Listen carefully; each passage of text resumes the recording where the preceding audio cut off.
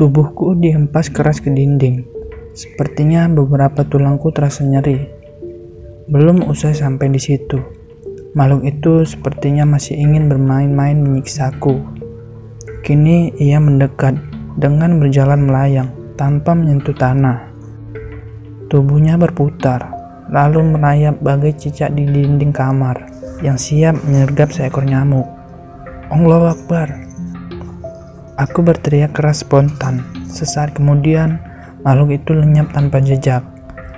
"Kang, bangun Kang, bangun." Nardi duduk jongkok di hadapanku.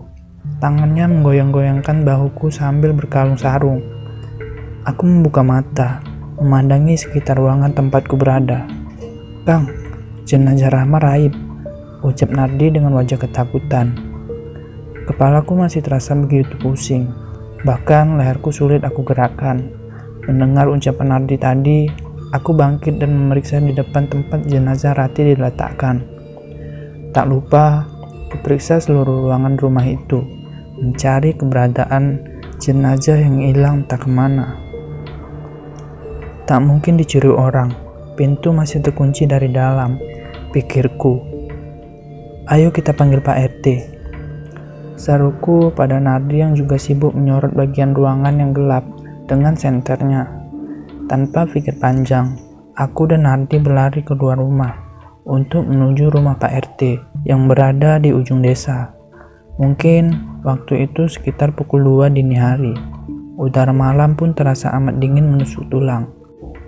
"Kang Jagat, Nardi." Sebuah suara menghentikan langkah kami setiba di perempatan pos ronda. Dari kejauhan muncul Kasman dan beberapa warga lainnya, berlarian ke arah kami dengan obor dan senter untuk menerangi jalan. "Bapak-bapak mau kemana?" tanyaku setelah jarak mereka kian dekat. "Anu Kang, tadi saya melihat bola api terbang di atas rumah mendiang Rahma. Lalu dari sisi belakang ada orang tampak menggotong sesuatu. Saya kira pencuri, maka saya panggil warga untuk bantu memeriksa rumah itu," jelas Kasman dengan napas ngos-ngosan. "Jenazah Rahma lenyap," sahut Nardi menjelaskan pada warga. "Tadi aku lihat dia lari ke sana. Setelah kami kejar sosok misterius itu, dia hilang di kebun jati yang ada di pohon beringin tua milik Haji Komar," ujar Jupri, salah satu warga desa. "Gawat, bisa dijadikan tumbal ilmu hitam atau pesugihan nanti, dan desa kita akan diteror kuntilanak," ucap salah satu warga di antara mereka. "Tapi kita tak bisa ke sana. Kebun jati itu berbatasan dengan jurang dan sungai yang ditumbuhi bambu liar. Kita menunggu Pak RT saja, biar tidak salah bertindak." Kasman mencoba menenangkan warga. Setelah itu, sebagian kami kembali menuju rumah almarhumah, sebagian lainnya pulang dan memberi kabar pada Pak RT. Azan subuh sudah berkumandang dari musola kampung.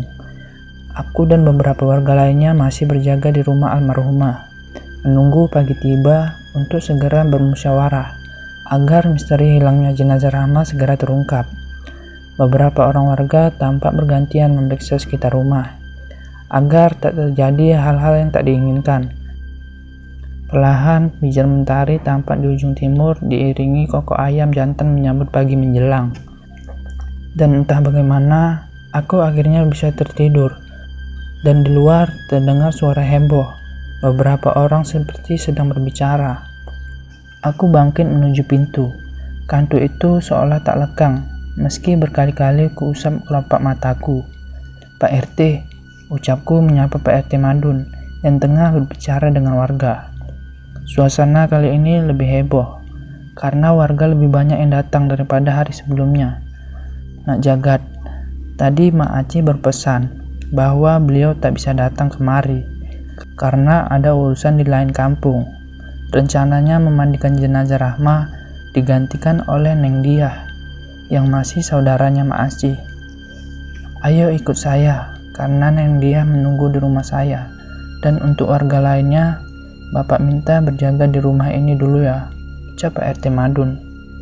Aku mengikuti langkah Pak RT berjalan kaki menuju rumahnya untuk menemui seseorang yang katanya saudaranya Mak Aci.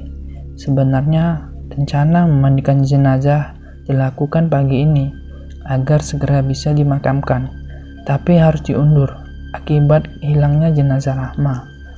Kami tiba di rumah Pak RT. Sesegera itu juga kami memasuki ruangan tamu. Dari luar halaman tampak 2 orang perempuan muda tengah berbincang dan menunggu kami. "Assalamualaikum," ucap Pak RT saat memasuki rumah. "Waalaikumsalam," jawab 2 perempuan itu serentak. "Nak Jagat, perkenalkan ini Neng Di." Pak RT berhenti berbicara saat aku dan salah satu tamunya saling pandang. "Lintang," ucapku heran. "Loh, kalian saling kenal?" tanya Pak RT. "Pak, saya dan Lintang teman satu kampus, tapi keadaan ini serasa aneh bagi saya," ucapku sambil menarik nafas dalam-dalam. Aku sedikit terkejut karena Lintang bersama Neng Dia yang diceritakan Pak RT baru saja. "Jagat, kok bisa ada di sini? Aku menghubungi hampir 1 bulan selama kamu menghilang. Kamu juga bolos kuliah."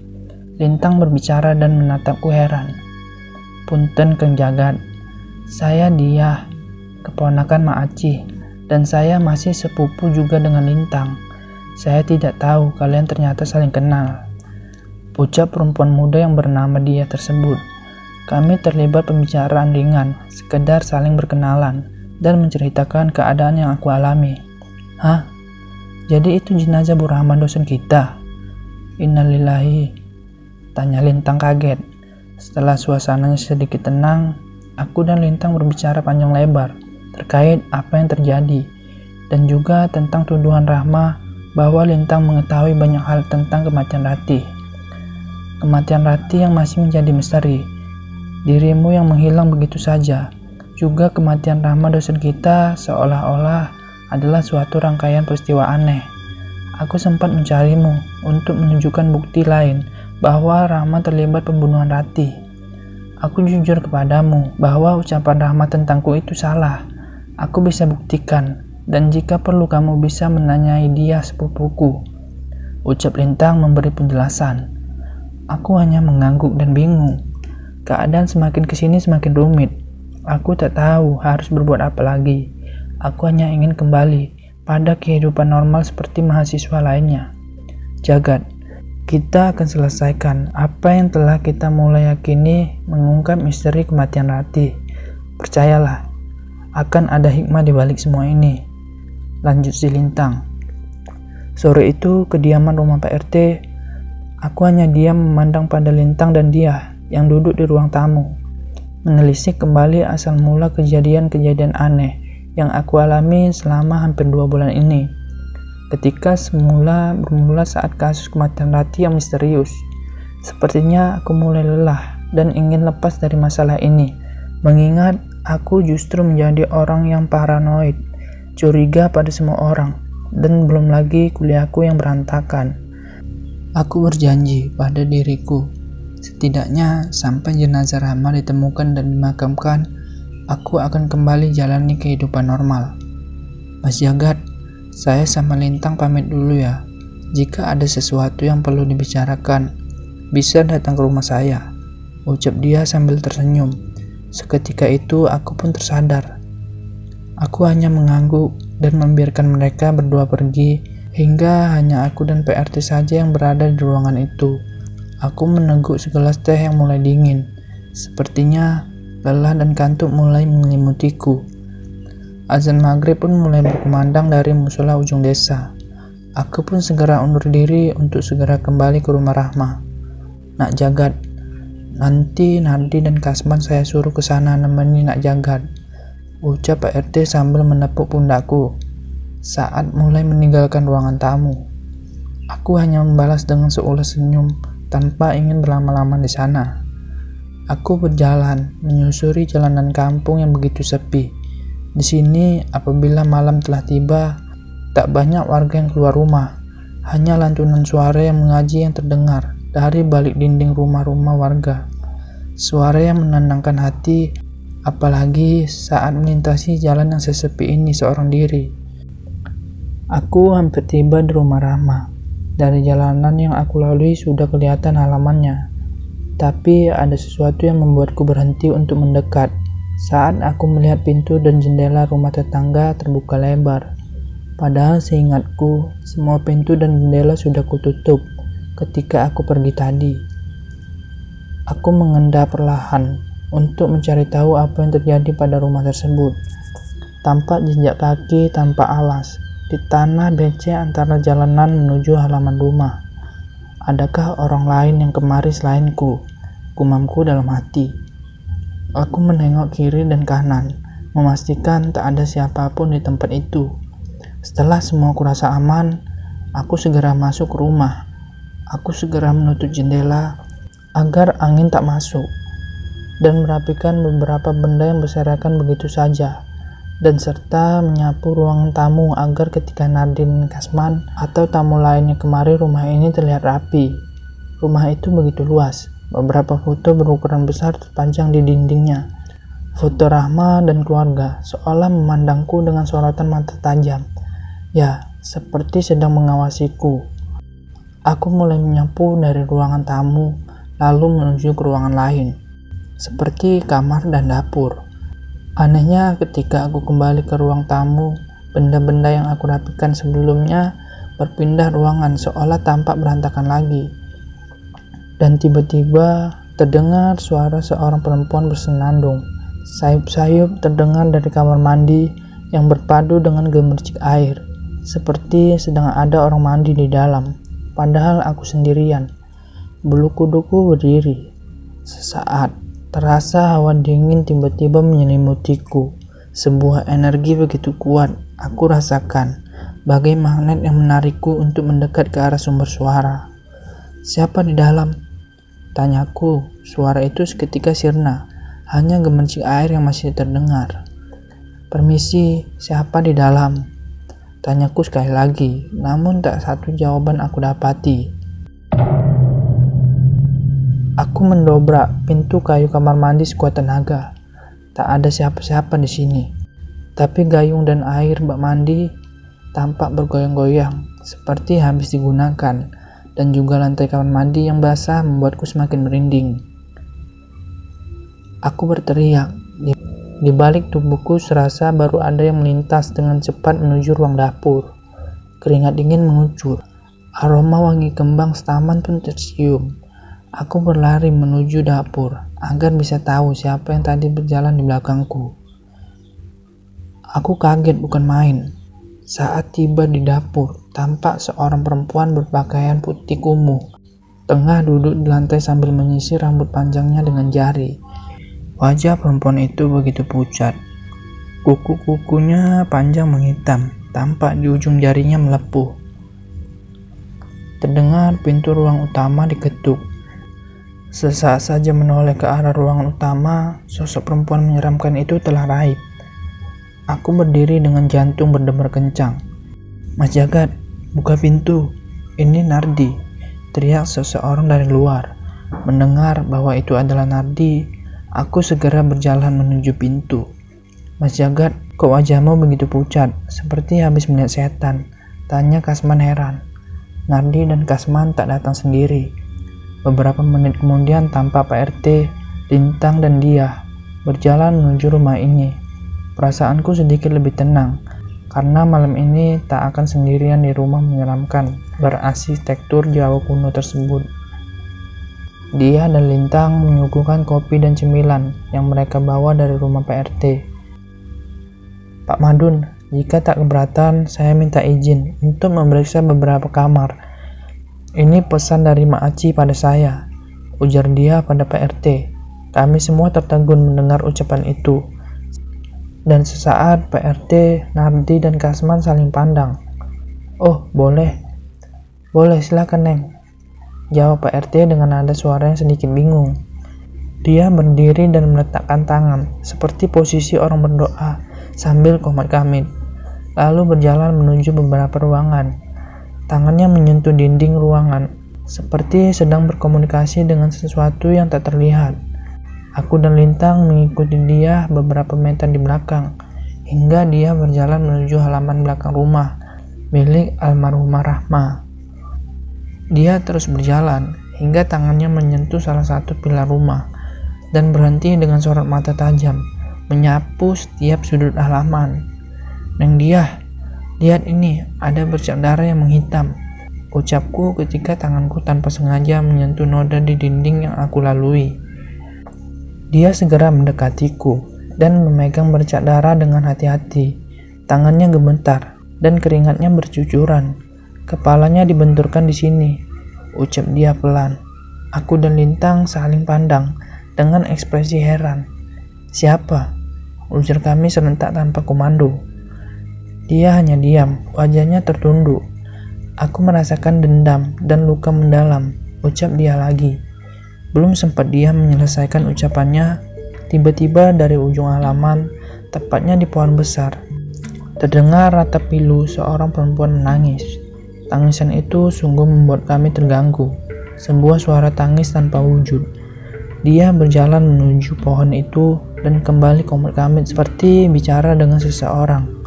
"Kami ingin menolongmu, biarkan kami bekerja," gumam dia sambil mengelus pohon besar di hadapannya. Pergi!" Dari ruang tamu terdengar suara orang berteriak, disusul dengan suara beberapa benda untuk ke kamar seperti kecil pun dilemparkan. dia nggak pernah.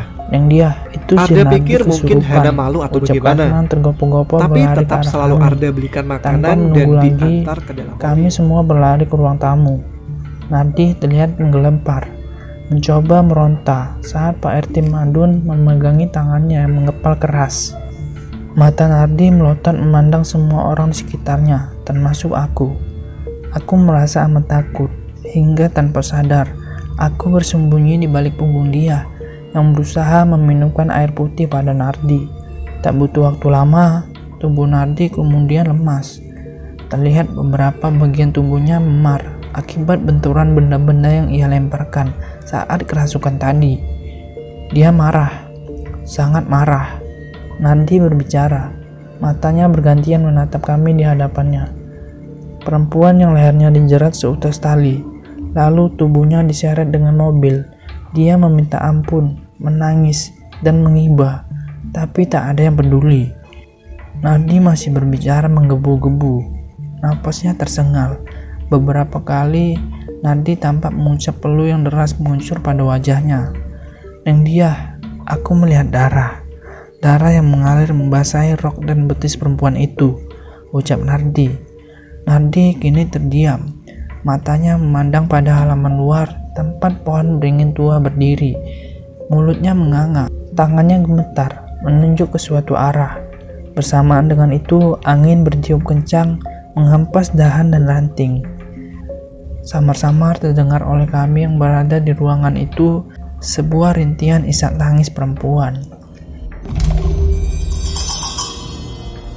Aku mulai lelah dengan masalah ini. Mungkin butuh waktu untuk menyendiri atau pergi ke suatu tempat di mana aku berpikir dan bersantai. Mayat Dosen Rahma juga belum ditemukan.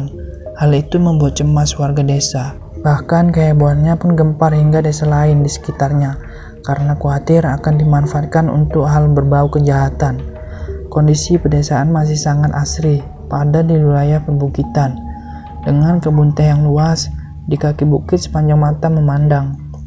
Tak menyangka bahwa Rahma si dosen cantik itu berasal dari desa terpencil seperti ini.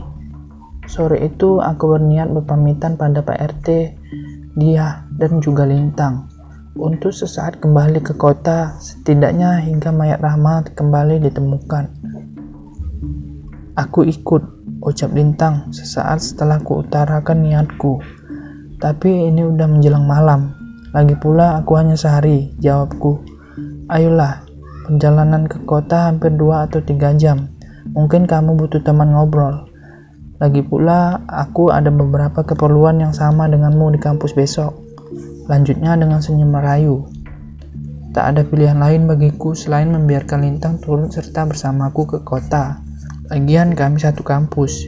Bisa jadi banyak hal yang bisa kami bahas sepanjang perjalanan, terutama soal akademis. Dengan sepeda motor milik Pak RT, aku dan Lintang berkendara menyusuri perbukitan.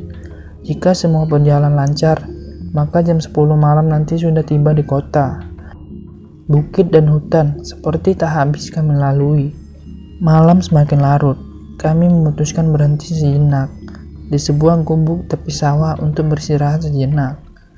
Di bawah sinar purnama, kami masih bisa melihat perbukitan tempat desa yang baru saja kami tinggalkan. Apa yang membuatmu melamun? Lintang membuka obrolan. Aku sedikit kaget, karena memang aku hanya diam di sepanjang perjalanan. Lin, misteri ini berlangsung lama, dan kita belum menemukan titik terang tentang terbunuhnya Ratih. Sejak peristiwa itu, aku sering diteror sosok seram yang muncul tiba-tiba. Belum lagi kematian Rahma yang tak kalah janggal, bahkan mayatnya pun dicuri. Saatku sambil tetap menatap perbukitan yang berada jauh membentang. Kita masih belum menemukan sosok Reja. Harusnya dia tahu banyak hal tentang ini, tapi pekerjaannya sebagai kontraktor sepertinya sulit ditemui. Ucap si Lintang. Kontraktor? Bukankah dia anak pejabat dan terlibat gembong narkotika? Tanyaku heran. Narkotika?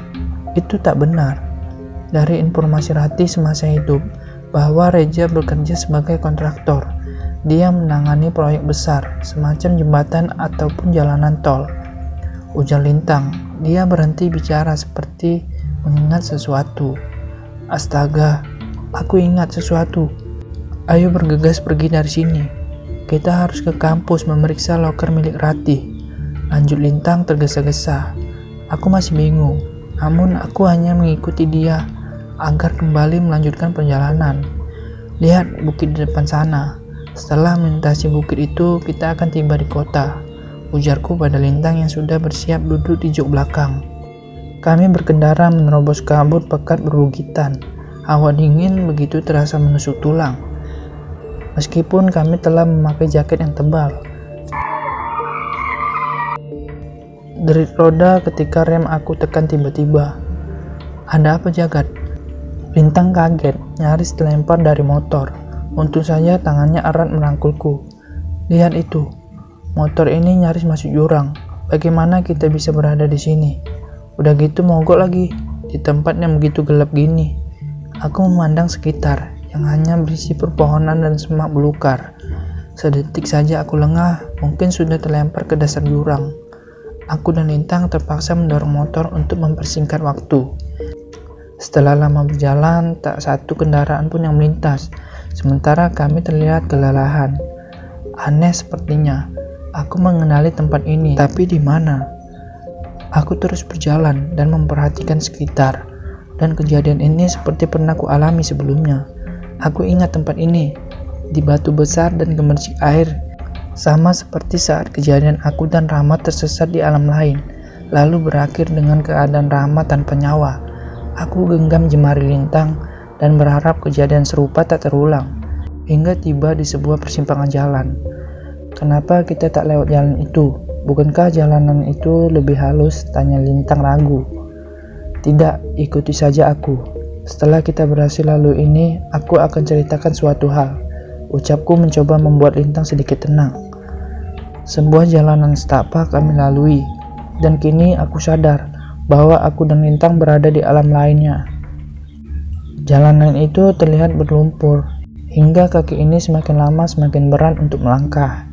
Pandanganku tertuju pada suatu sisi jalan, di mana terdapat pohon besar berongga. Aku berpikir bahwa lebih baik berhenti dahulu, sampai benar-benar ada petunjuk bagaimana keluar dari tempat itu. Teriakan panjang terdengar dari sisi hutan. Aku dan Lintang saling pandang. Tangannya menggenggam erat jemariku, perlahan menundukkan badan bersembunyi di balik semak-semak. Ada apa? Lintang bicara berbisik. Aku memberi isyarat agar dia diam. Di sisi tempat ini, seseorang bertubuh hitam tinggi tengah melintas di jalanan yang sama dengan kami. Manusia dengan tanduk di kepala itu berjalan seperti berjinjit. Dengan disinari cahaya purnama, aku bisa melihat bahwa kaki makhluk itu seperti seekor lembu atau kambing. Jagat, apa itu? Ucap Lintang penasaran melihat makhluk itu berjalan menuju kedalaman hutan. Ayo, kita ikuti saja, ujarku sambil berjalan mengendap di belakang makhluk aneh tersebut. Kami memasuki sebuah gua besar. Dinding gua itu ditumbuhi lumut basah, hingga kami seperti kesulitan untuk berjalan dan akhirnya kehilangan jejak makhluk tersebut. Aroma busuk dan anyir seperti bau nanah atau darah mulai tercium dan semakin kuat ketika kami berjalan lebih ke dalam. Benar-benar membuatku pusing dan perut mual. Tolong, tolong, lepaskan. Teriakan kencang terdengar menggema di dinding gua. Suara itu membuat jantung kami berdebar kencang. Namun tak ada jalan lain selain berjalan mengikuti naluri, berharap itu adalah petunjuk dari masalah yang kami alami. Tolong. Suara itu kembali terdengar, kali ini dengan nada lemah.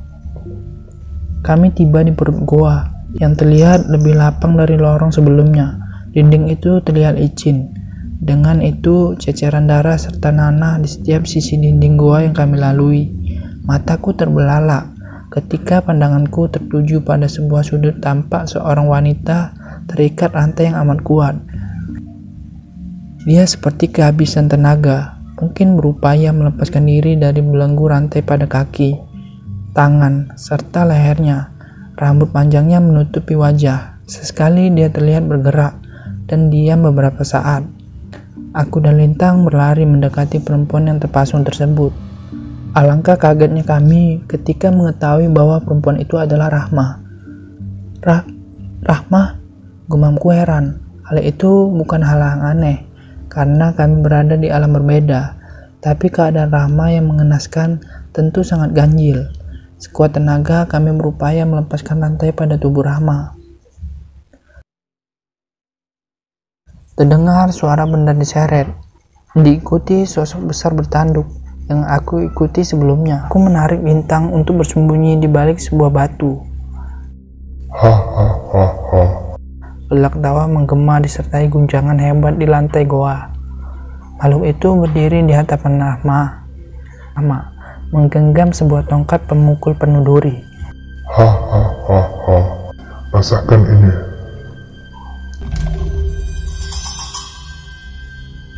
Benda tumpul itu dihempaskan berkali-kali ke tubuh Rahma. Ceceran darah kembali keluar dari bibir, telinga, dan mulut, menyisakan memar, juga tulang yang rusak. Apa yang ia lakukan sehingga ia mendapatkan sisaan semacam itu? Lintang bergidik ngeri menyaksikan pemandangan di hadapan kami. Kita harus bebaskan dia, agar jasadnya di alam sana turut terbebas. Sepertinya Rahma terlibat perjanjian terlarang, hingga ruhnya disiksa demikian. Ucapku coba menganalisa keadaan. Makhluk bertanduk dan bertubuh keling itu kian membabi buta. Ia terus menyiksa Rahma yang terpasung dan tak berdaya. Rantai besi yang membelenggu kaki dan tangan membuat Rahma tak berkutik, apalagi ditambah sisaan yang tanpa henti mendera tubuhnya.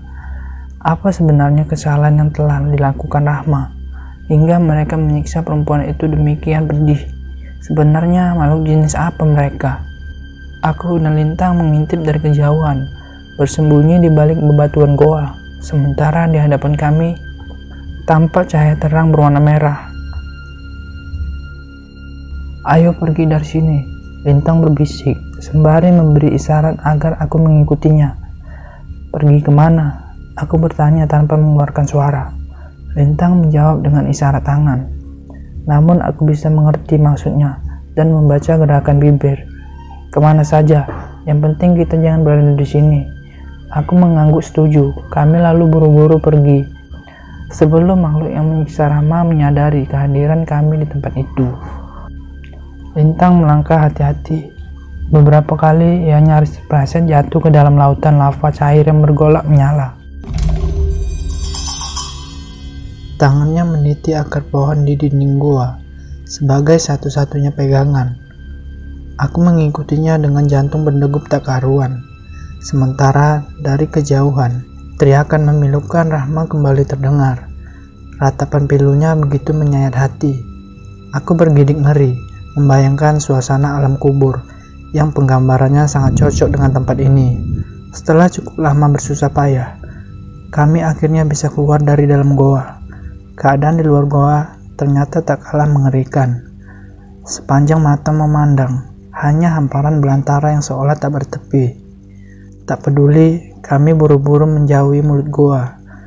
Namun herannya, sepanjang perjalanan, hidung kami terus mencium aroma busuk dan bau anyir.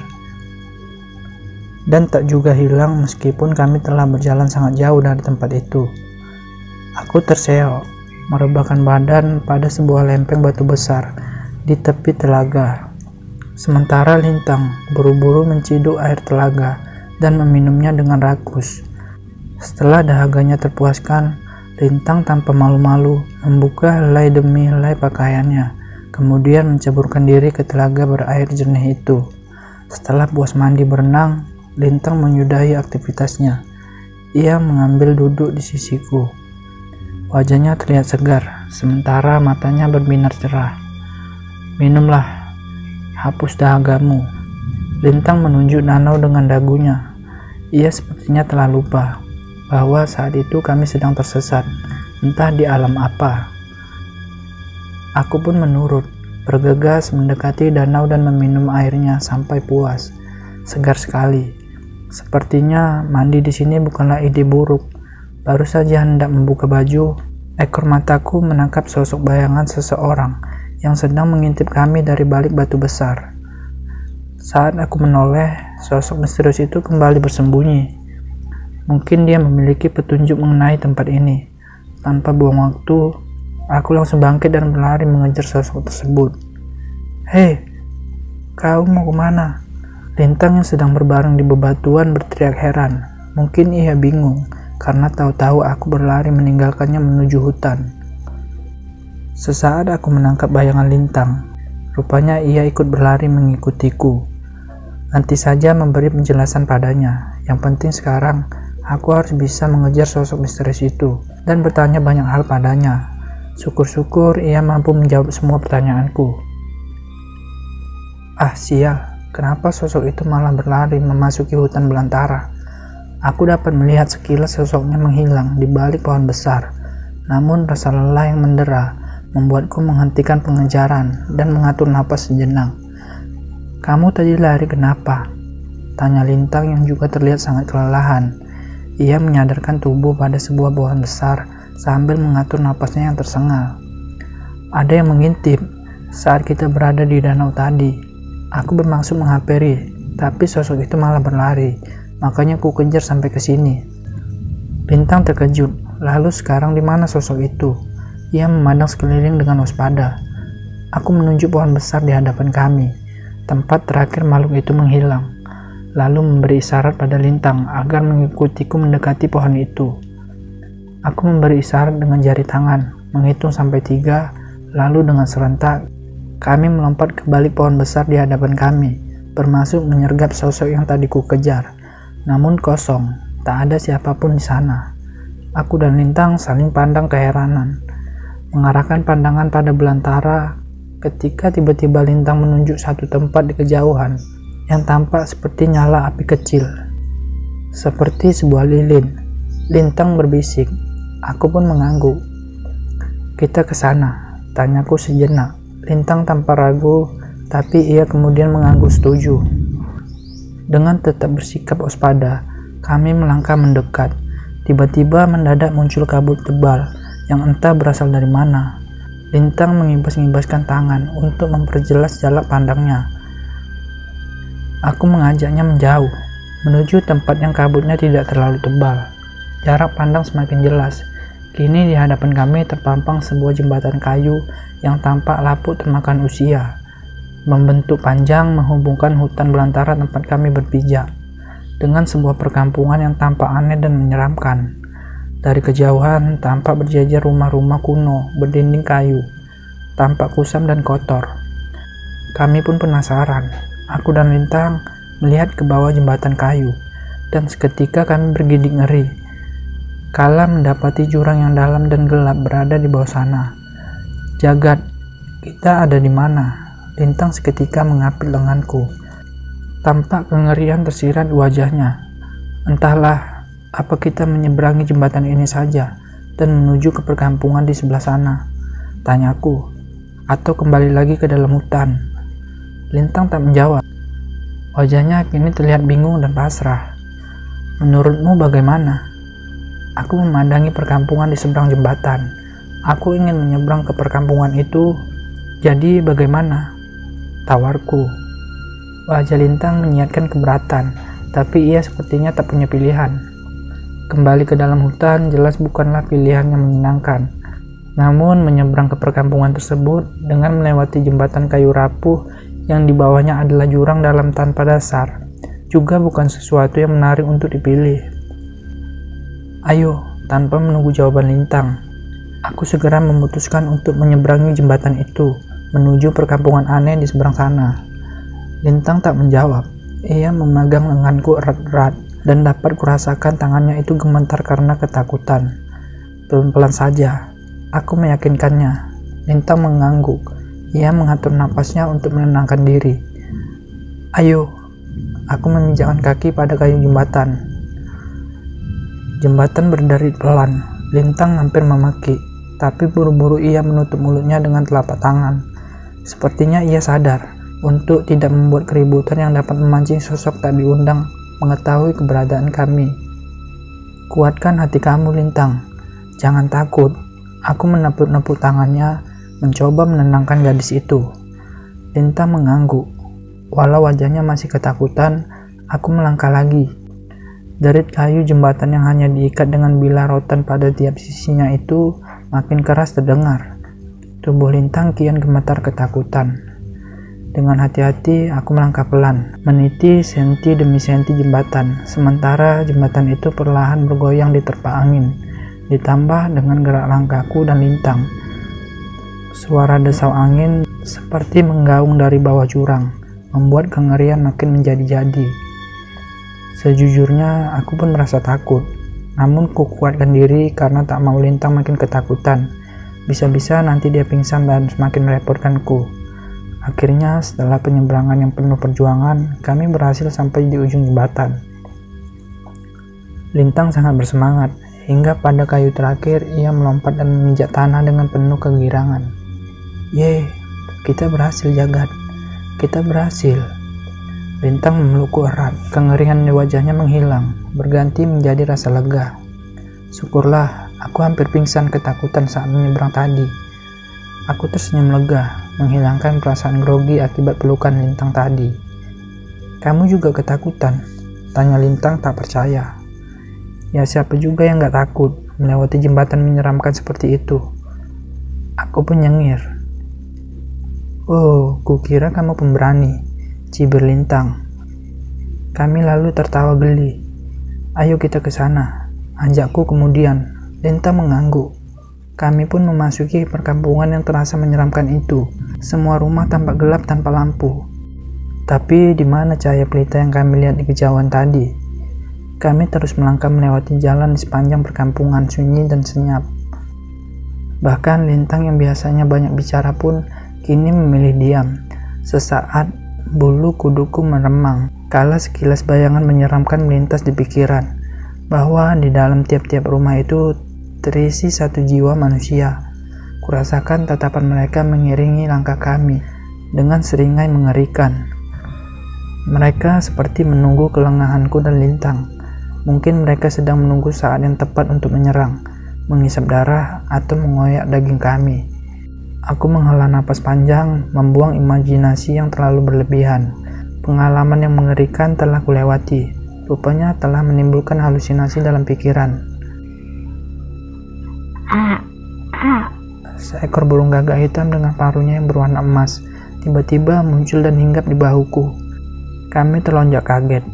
Kulihat, kengerian kembali tampak di wajah Lintang. Rupanya suara serak sang gagak membuat nyalinya menciut. Gagak itu meloncat ke sana kemari, seolah-olah sedang memberi petunjuk arah agar kami mengikutinya. Jangan takut. Sepertinya gagak itu adalah Sekar Mayit, jelmaan Dewi Kegelapan. Mungkin dia penunggu di kampung ini. Aku memberi penjelasan singkat pada Lintang, yang matanya masih terpaku memandang ngeri pada sosok gagak itu. Sekar Mayit. Lintang mengerutkan dahi. Aku mengangguk. Kalau dengan mata normal, kita akan melihat bahwa perkampungan ini adalah sebenarnya sebuah pemakaman. Tiap-tiap rumah itu sebenarnya adalah makam yang berisi jiwa-jiwa tersesat. Mereka tersiksa hingga hari kiamat tiba. Para penghuni itu sangat rakus memakan apa saja. Walau demikian, tubuh mereka tetap kurus kering, karena tak ada satupun sanak keluarga yang sudi mengirimkan doa. Tak ada lagi pahala semasa mereka hidup yang bisa menemani kehidupan setelah mati. Aku bergumam sok tahu. Lintang menatapku heran. Kamu tahu dari mana? Aku nyengir. Mungkin kamu tidak akan percaya, tapi Gagak itu yang tadi memberitahukannya padaku. Oh ya? Lintang masih ragu. Sejak kapan kamu bisa bahasa Gagak? Entahlah, mendadak saja. Tahu-tahu aku mengerti apa yang Gagak itu katakan. Aku bingung menjelaskannya pada Lintang. Ah, ada-ada saja. Lintang tertawa geli. Oh ya, Gagak itu bilang, kita masih berpeluang untuk kembali pulang dengan selamat. Aku mengangguk pada sang Gagak. Benarkah? Lintang semringah menatapku penuh heran. Insya Allah, ayo kita lanjutkan perjalanan lagi. Aku memberi isyarat pada Lintang untuk kembali melanjutkan perjalanan. Kami menyaksikan pemandangan yang tak terduga. Ada wanita yang terikat pada pasung kayu, sementara kemaluannya digerogoti tikus-tikus. Ada pria dengan lidah yang terjulur panjang dan dipenuhi belatung-belatung kecil menggeliat lincah.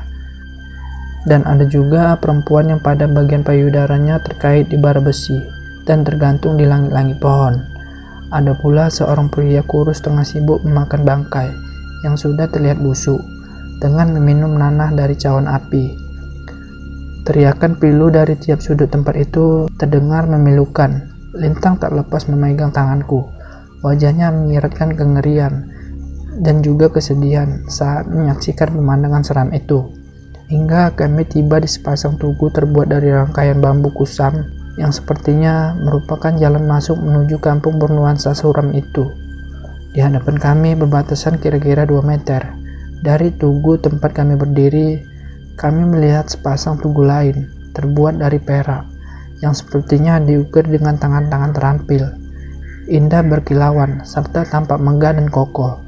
Rupanya sepasang tugu perak itu merupakan pintu gerbang menuju sebuah perkampungan lain. Dari kejauhan terlihat atap-atap rumah penduduk yang berjajar rapi.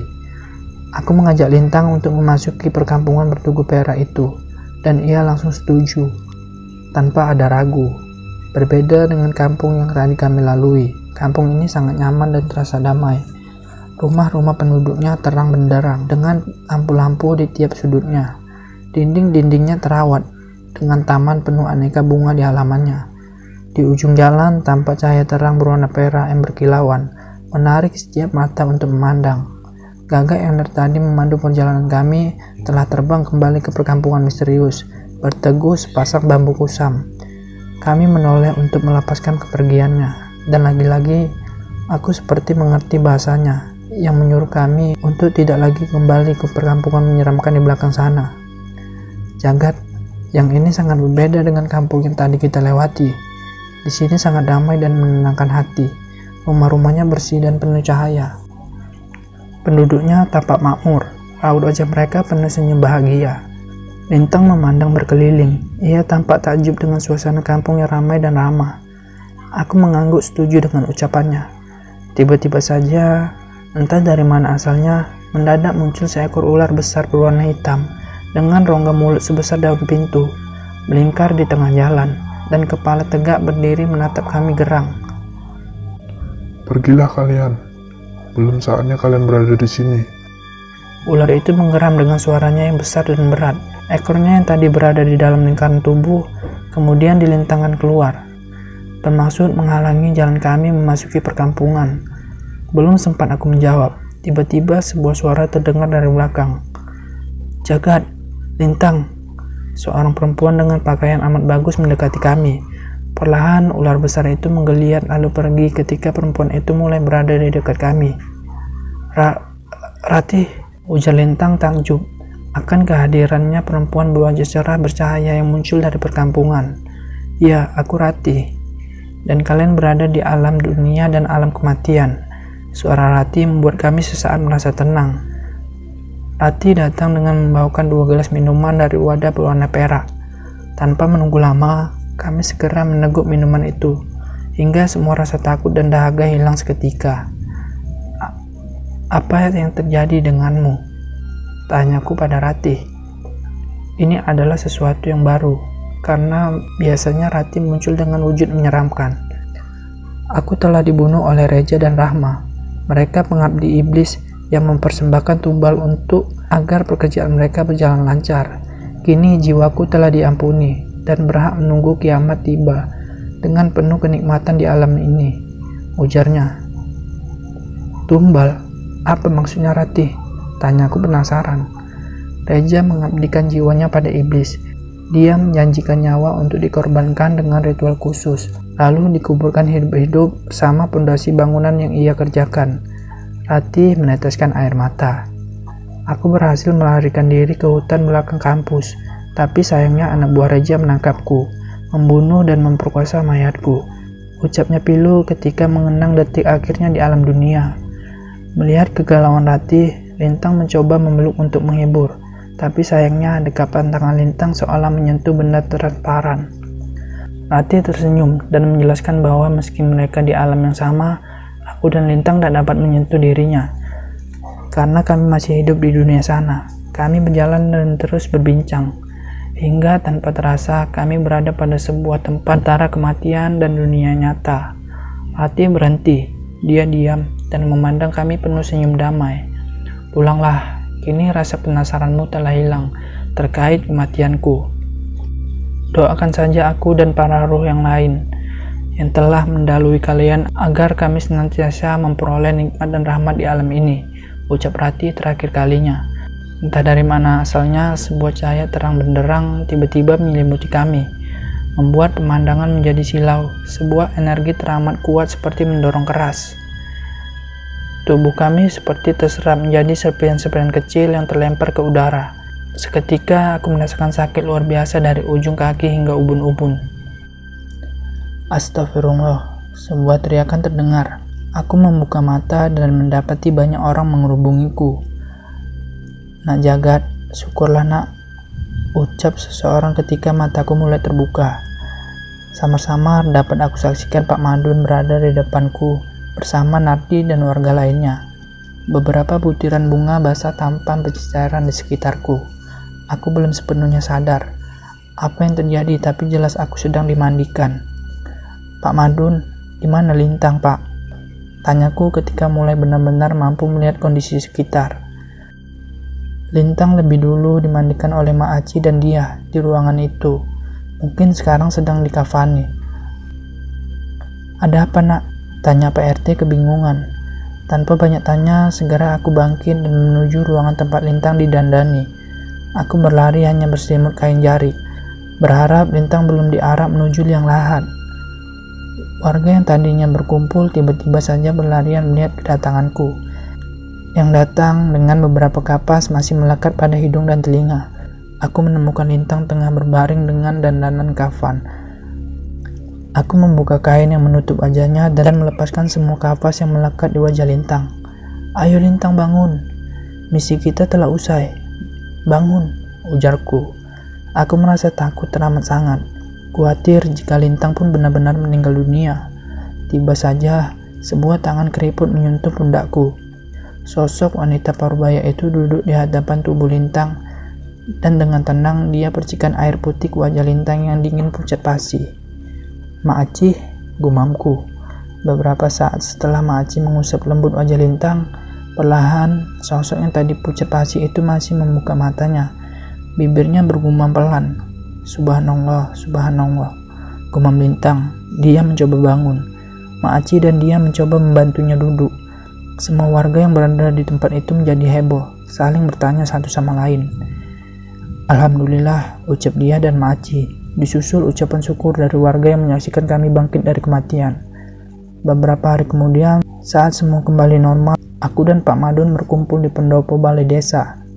Warga antusias silih bergantian berdatangan untuk mendengar pengalamanku saat mati suri. Pak," dari halaman luar, Nardi berteriak memanggil Pak RT. Kedatangannya yang tiba-tiba membuat heboh warga yang berkumpul di balai desa. "Pak, mayat Rama sudah ditemukan oleh pihak kepolisian. Mayat itu berada di sebuah kulkas raksasa, sebuah apartemen, bersama mayat lainnya," ucap Nardi gemetar. Seorang pria bernama Reja ditangkap. Katanya pria itu terlibat beberapa kasus pembunuhan dan baru saja terungkap. Lanjut Nardi dengan nafas ngos-ngosan. Benar saja apa yang diucapkan Nardi. Beberapa hari kemudian pihak berwajib dan mobil ambulans tampak mendatangi desa guna menyerahkan jenazah Rahma untuk dimakamkan di kampung itu sesuai domisili asalnya bersama Pak Lurah Sumiran beserta warga Pak Madun bersiap mengurus jenazah Rahma. Pak RT menyambut jenazah Rahma dengan perasaan bingung, antara takut dan juga sedikit senang berharap tak ada lagi masalah di desanya. Mak Aci, mohon bantu acara ini hingga usai ya. Kita doakan semoga almarhumah diampuni dosanya dan kejadian ganjil tak lagi terulang di desa kita. Ucap Pak Lurah pada Mak Aci diiringi anggukan kepala warga yang ada. Mak Aci menatap jenazah Rahma di hadapannya. Ia mengerutkan dahi, mendapati ekspresi wajah perempuan yang terbujur kaku itu. Sepertinya tampak menderita. Apa yang sebenarnya terjadi, Neng Rahma? Tanya Mak Aci dalam hati. Ada apa, Mak? Dia yang dari tadi ikut berdiri di samping jenazah Rahma keheranan melihat Mak Aci terpaku di tempatnya berdiri. Mak Aci menggeleng pelan. Nggak ada apa-apa. Ayo kita mulai saja prosesi pemandian jenazahnya. Mak Aci mulai membuka kain batik penutup jenazah Rahma. Assalamualaikum, Neng. Emak mau memandikan kamu. Tolong bantu emak ya, Neng. Mak Aci membelai punggung tangan Rahma lalu mulai merentangkan tangan kanan jenazah. Tangan Rahma yang direntangkan, sikunya kemudian ditekuk. Diteruskan pada bagian ketiak yang juga ikut direntangkan dan ditekuk. Dilanjutkan pada bagian kaki yang diluruskan terlebih dahulu. Baru kemudian ditekuk di bagian lutut dan bagian pangkal pahanya. Mak Aci mulai sampai 2 kali agar persendian jenazah sedikit lemas dan mudah dimandikan. Dia, ayo bantu buka bajunya Rahma, perintah Mak Aci pada dia, yang dengan sigap langsung membantu membuka baju Rahma, tapi tetap menutupi tubuhnya menggunakan kain batik panjang. Dengan hati-hati dan penuh ketelitian, Mak Aci dan dia mulai memandikan jenazah Rahma. Beberapa kali mereka dibuat kerepotan dengan darah yang terus mengalir dari lubang telinga, hidung, mulut, dan mata Rahma. Prosesi pemandian jenazah menjadi lebih lama dari waktu yang diperkirakan. Gimana ini, Mak? Darahnya mengalir terus. Dia kebingungan. Tangannya tak henti mengelap darah yang terus keluar dari beberapa lubang di tubuh Rahma. Bersihkan saja semuanya, Neng. Setelah itu kita mulai prosesi memandikan jenazah Rahma. Mak Aci memberikan gayung pada dia yang langsung mengangguk mengerti. Bismillahirrahmanirrahim. Jenazah Rahma mulai dimandikan dengan sabun. Tak lupa rambut panjangnya dikeramasi dan dikepang menjadi 3 bagian. Kuku yang terlihat panjang pun ikut dipotong. Dia dengan cekatan menyiram tubuh Rahma yang terbaring dari ujung kepala hingga ujung kaki dengan sangat hati-hati. Sementara Mak Aci bertugas memandikan tubuh jenazah. Setelah proses pemandian selesai, Mak Aci kemudian mewudukan jenazah Rahma. Mak, jenazah Rahma masih berdarah. Dia mengambil kain kapan untuk mengelap darah yang kembali keluar dari lubang telinga Rahma. Nanti kalau darahnya sudah dibersihkan, semua lubang yang berdarah disumpal saja dengan kapas. Mak Aci menyerahkan beberapa gumpalan kecil kapas pada dia. Gadis itu menurut. Ia lalu menyumpalkan kapas-kapas itu di beberapa bagian tubuh Rahma. Bagaimana kalau nanti darahnya masih mengalir keluar, Mak? Apa kita harus mengulangi proses memandikan dan memudukkan jenazah almarhumah? Tanya dia. Saat menyumpalkan kapas terakhir di bagian telinga kanan Rahma, nanti cukup dibersihkan saja dan dielap. Kapasnya digantikan dengan kapas baru. Mak Aci mengelap jenazah Rahma sekali lagi untuk memastikan tubuh itu sudah benar-benar kering. Gak perlu mengulang memandikan dan memudukkan lagi kah, Mak? Dia masih belum mengerti. Gak usah, cukup ganti kapas saja. Mak Aci mengambil kain batik panjang kering lalu menyelimuti jenazah Rahma. Dia dengan cekatan turut membantu merapikan ujung-ujung kain itu.